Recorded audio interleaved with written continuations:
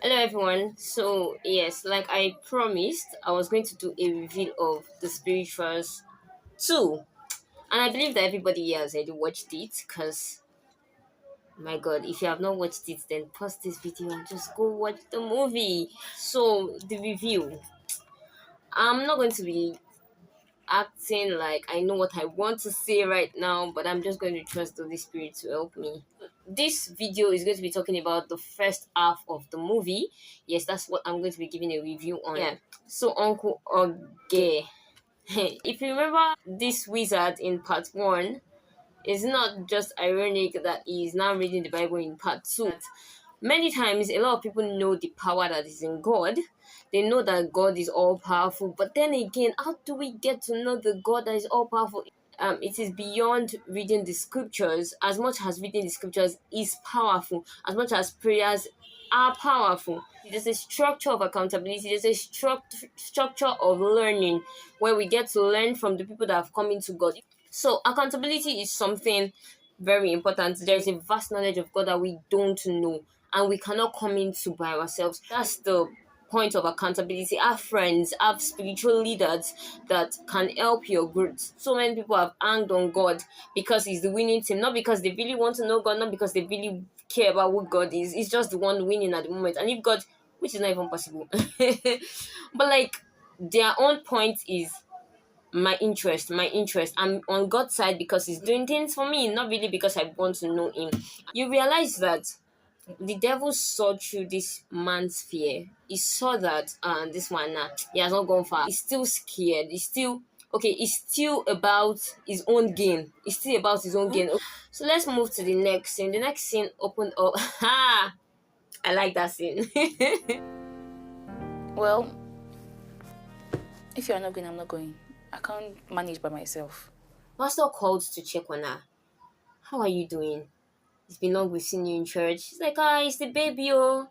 Now we're blaming the blesser for blessing us because the blesser has not allowed us to have intimacy. You know, the work is so hectic. We're going from here to there and we're moving and there's not even time anymore. We're the only ones that are busy, oh. We're the only ones busy. Because the devil is always active 24/7, no sleep, just to destroy our life. He said you can't turn the blessing into an excuse and abandon the blesser. It's an aberration. Many a times we look to God, like I said, many a times we look to God as the one who is the winning team at the time. You can't keep doing that. And when you get what you want, then you just run away. It's not possible. The issue is that there's always a edge built around the gifts that God gives to us. And this edge is kept strong when we stay in God, when we stay continuous in Him. And you see, the thing is that unlike the devil, God never collects when He gives. He doesn't collect it back. Instead, He adds more to your life. Unfortunately, what we do is that when we collect, we leave the garden, we leave the protection, we leave the edge that has been built around the blessings that God has given to us. And by then opening the way to the enemy to actually come and collect that which God has given to us. We know that the enemy has nothing of his own self. All that he has is because we have opened it to him. The reason he's called the prince of this world is because man fell and handed over the world unto him, even though God had given us authority over it. Every step of your engagement requires God in it. All right, you have a baby. What next? The baby is going to grow. The baby needs life.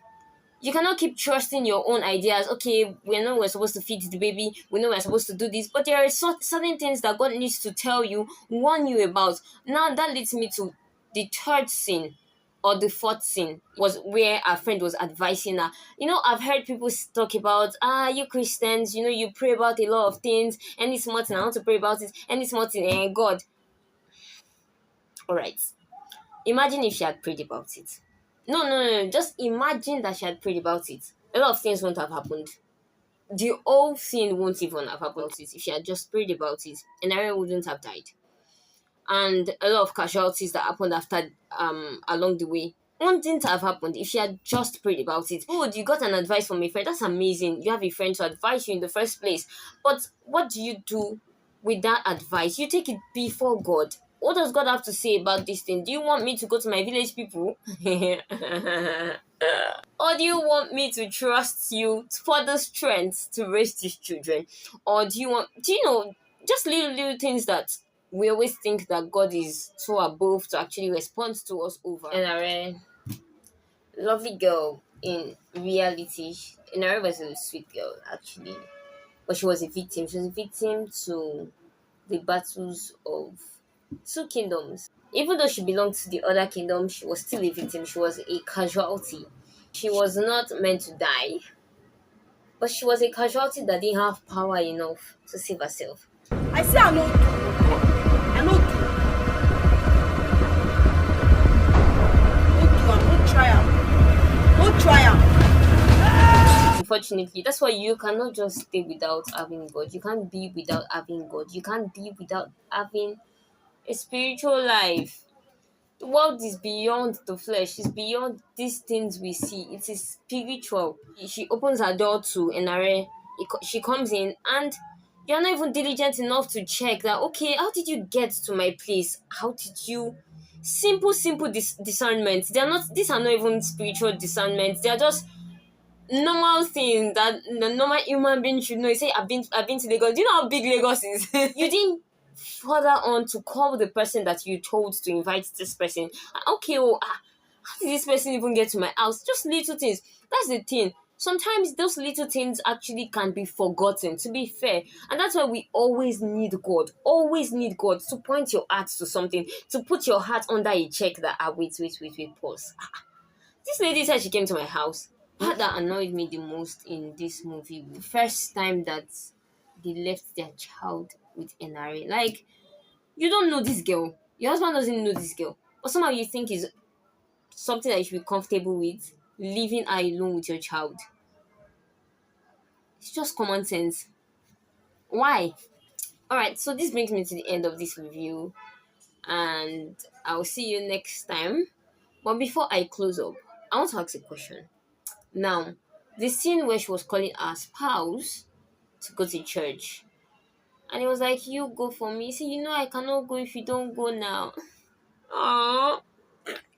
Alright, so to the question, what do you think she should have done? What do you do if your partner is not feeling themselves spiritually at the moment? If they are not willing, if they're just there, they're cold, yes. What do you do if your partner is cold? Do you join them in their coldness, or do you help them?